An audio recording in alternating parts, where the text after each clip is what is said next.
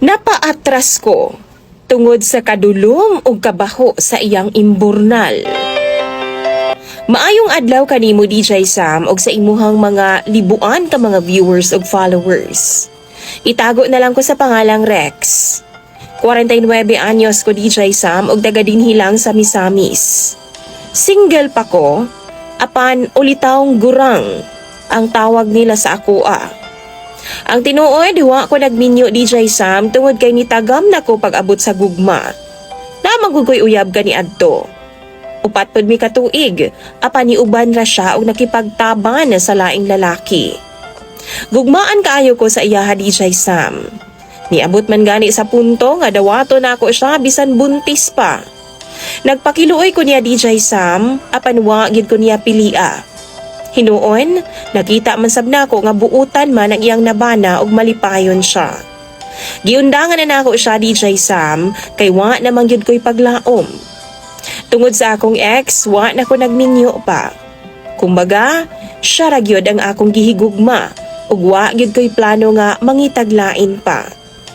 Pero lagi sa among mga silingan, di gyud mawa ang sungog-sungog. Bayot daw ko DJ Sam. Ulitawng gurang. Basin laki daw ang akong trip. Na ako'y silingan DJ Sam, pinaangka na siya. Nadungog pod na siya nga GRO sa syudad. Mo na iyang trabaho. Tagauli sa mua DJ Sam, maglagot ko. Kay magsabak-sabak man na siya. Mugara. Naa sa atubangan sa mga tao ha. Unya kung ako siyang sapdahon o balibaran, ingnon ko niyang bayot daw ko. Tiguang daw ko. Iya akong ginapakaulawan DJ Sam sa akong mga kainom o di ba sa ako ang mga kaistorya. Usay gani no, kumuto niya ang akong atubangan. Check daw niya kung nigahi ba daw, kay kung di, bayot daw ko. Daghag mga tao makakita DJ Sam. Himuon na lang yun intawon minilang katawanan. Okay ra siya kay wa naman siya reputasyon. Apan ako, importante na sa ako DJ Sam. Pasayloon ko sa Ginoo pero nagplano gud ko kaniadto nga lumsaning bayhana sa unahan namong busay tungod sa kalagot nako nga iya kong ginapakauwawan. Kalikay ko sa iyaha DJ Sam pero iyaha gyud kong ginasunod-sunuran. Di magyud pod mugahi ang ako sa iyaha kay puryagaba pong naw nga. Itumon pa gyud siya DJ Sam. Tingala gani ko nganong namuring pa siya dito sa sentro. Naaday mo patol niya nga hasta man niyang mauta. Siguro naligo siya harina ni adtong time nga mo duty siya. Maumuputi iyang naong, maunaay mo patol sa iyaha. Tawagon na lang nato siya sa pangalang Berlay DJ Sam. Kining balay ni Berlay, agiana nako pagawa sa among balay. Kanang na ako'y paliton ba? Usa ka adlaw ni ana, pag-agi nako, nagpakaon siya sa iyang anak. Iyaha man ka akong gisinggitan DJ Sam nga, hoy, tiguang bayot, asa ka? Nanginit ang akong tingkoy, DJ Sam.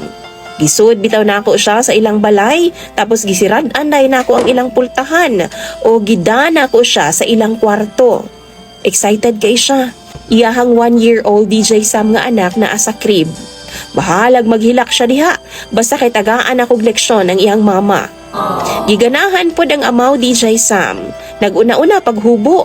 Man, ginuuno niya ang akong ulo sa iyaha. Giluod yun ko DJ Sam pagkakita na ko. Straight ko nga pagkalalaki ha, klaruhon ko na pero giluod yun ko. Yang bagungon DJ Sam, manghud lang kamay sa lubot sa kaldero.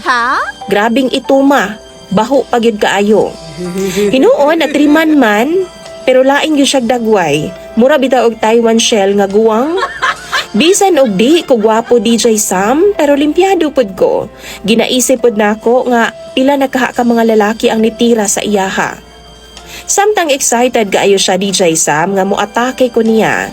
Ni barog ko og gilud-an ako ang iyang pudayday. Sabay ingon nga ngilara pod anag naong, oy, baho pagyud kaayo.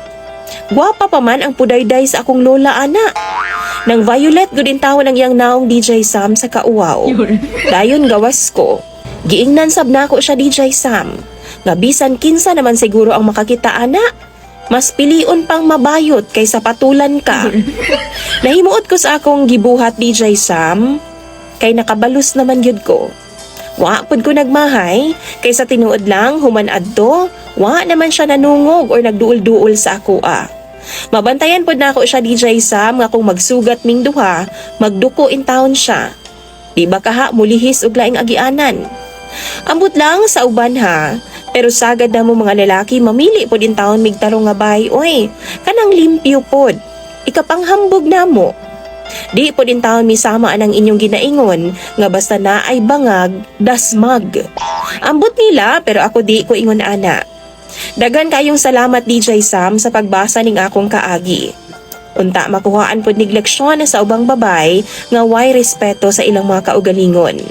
Ingon man sa mga lalaki pod nga dili tanang bangag i-avail. Mas pilion gihapon nato ang pagrespeto sa atong mga kaugalingon. Kung magminyo man ta o dili, why dapat magbuot sa atua. Dili dapat i-pressure ang kaugalingon. Ato ning kinabuhi, kita ang mupuyo, atong choice. Unta hatagan kog chance nga mabasa sab nimo sa imong programa DJ Sam ug dagan kayong salamat daan. Imong sender og follower, Rex.